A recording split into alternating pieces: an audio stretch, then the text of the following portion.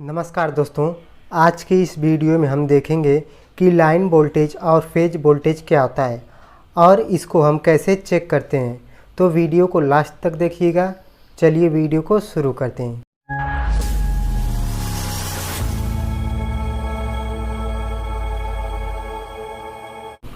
ये है step down transformer जो आप अपने गांव या शहर में लगे हुए देखते हैं।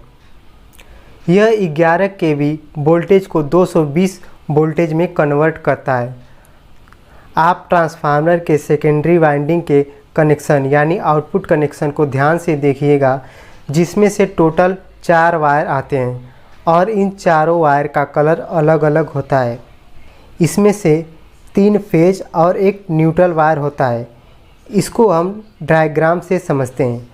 यह सेकेंडरी वाइंडिंग का स्टार कनेक्शन डायग्राम है। इसमें ये आर फेज, ये वाई फेज और ये बी फेज है। ये तीनों फेज हैं और ये बीच वाला कॉमन है यानी न्यूट्रल वायर है। इन तीनों फेज में 220 वोल्ट आता है और न्यूट्रल में कोई वोल्ट नहीं आता यानी इसमें 0 वोल्ट होता है। अब हम लाइन वोल्टेज को समझते हैं। यदि हम किसी भी 2 फेज के बीच का वोल्टेज मापते हैं तो वह लाइन वोल्टेज कहलाता है, चाहे वह आर वाई बी में से कोई भी फेज हो। किसी भी 2 फेज का वोल्टेज मापने पर 415 वोल्ट के आसपास का वोल्टेज मिलता है। इसी को हम लाइन वोल्टेज कहते हैं। अब हम फेज वोल्टेज को समझते हैं। किसी भी एक फेज और न्यूट्रल के बीच मापा गया वोल्टेज फेज वोल्टेज कहलाता है।